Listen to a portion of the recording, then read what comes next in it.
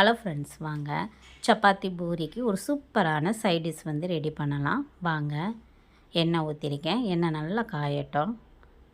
காஞ்ச பிறகு 2 பல்லாரியை வந்து கட் பண்ணி வச்சுருந்தேன். அதையும் இதோடு சேர்த்து மிக்ஸ் பண்ணிக்கலாம். தேவையானதை வந்து இப்போ அரைச்சி எடுத்துகிட்டு வந்துடுவோம். தக்காளி பழம் வந்து 2 தக்காளி பழம், பெரிய தக்காளி பழம் போட்டிருக்கேன். 1 ஸ்பூன் வந்து கசகசா ஸ்பைசஸ், வெள்ளைப்பூடு இருந்துச்சுன்னா ஆட் பண்ணிக்கோங்க. நான் காட்ட மறந்துட்டேன். அதையும் சேர்த்து அரைச்சி எடுத்துகிட்டு வந்து இதோட மிக்ஸ் பண்ணிடுங்க. மிக்ஸ் பண்ணி இப்படி நல்லா வந்து ஆயில் வந்து பிரியணும். பிரிஞ்ச பிறகு தேவையான மசாலா ஐட்டங்கள் வந்து 1 ஸ்பூன் கரம் மசாலா,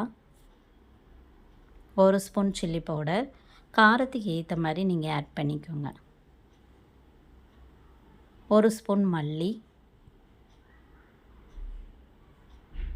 1/2 ஸ்பூன் வந்து பெருஞ்சீரக பொடி. இதையும் சேர்த்து நல்லா மிக்ஸ் பண்ணிக்கிடுவோம்.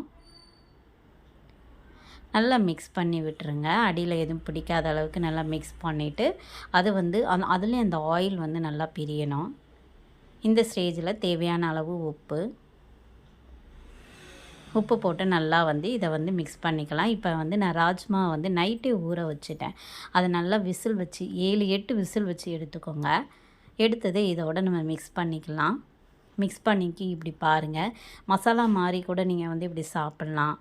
அப்படி இல்லை அப்படின்னா கொஞ்சம் கிரேவி மாதிரி நம்மளுக்கு பூரி சப்பாத்திக்கு கொஞ்சம் தண்ணியாக வேணும் அப்படின்னா தேங்காய், பொரிகடலை, 1 பச்சை மிளகாய் போட்டு நல்லா அரைச்சி எடுத்துகிட்டு வந்ததை இதோடு சேர்த்து மிக்ஸ் பண்ணிக்கோங்க.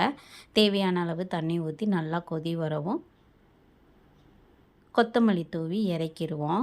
ஒரு டேஸ்டியான ராஜ்மா கிரேவி வந்து ரெடி ஆயிடுச்சு. சப்பாத்தி, பூரி இதுக்கெல்லாம் சூப்பராக இருக்கும். மசாலா ஐட்டங்கள் பார்த்திங்கன்னா சாதத்துக்கு கூட சைடு சூப்பராக இருக்கும். ட்ரை பண்ணி பாருங்கள். பிடிச்சிருந்துச்சுன்னா சேனலை லைக் பண்ணி சப்ஸ்கிரைப் பண்ணுங்கள் ஃப்ரெண்ட்ஸ். தேங்க்யூ ஃபார் வாட்சிங். நெக்ஸ்ட் வீடியோவில் இதே மாதிரி ஒரு ரெசிபியோடு நம்ம மீட் பண்ணலாம்.